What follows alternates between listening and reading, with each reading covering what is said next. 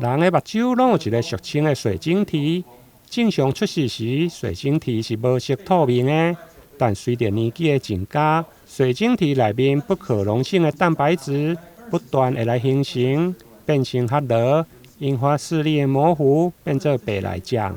虽然白内障不是一出现就必须要开刀，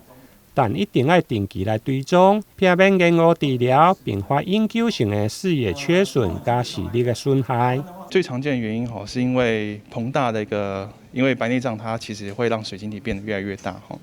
那眼睛里面其实空间有限，尤其是亚洲族群，它眼睛的空间又特别小。那它只要稍微有点胀大的一个水晶体它就会引发前面的水的出口堵住啊。那水出不去，眼睛的压力就会一直上升，就会并发成青光眼这样子，是不可逆的视野的伤害。也就是说，它会把你周边的视野都吃掉啊。那你原本比如说你可以看到很宽广的视野那如果你一直都不治疗，它越吃越多，它最后就只剩下一个中间的一个小洞，就好像用一个管子看前面一样以管窥天的感觉。那这样的一个视野缺损，它是不可逆的即使你开完白内障，你失去的视野其实还是永久性的损伤，这是最主要的一个损伤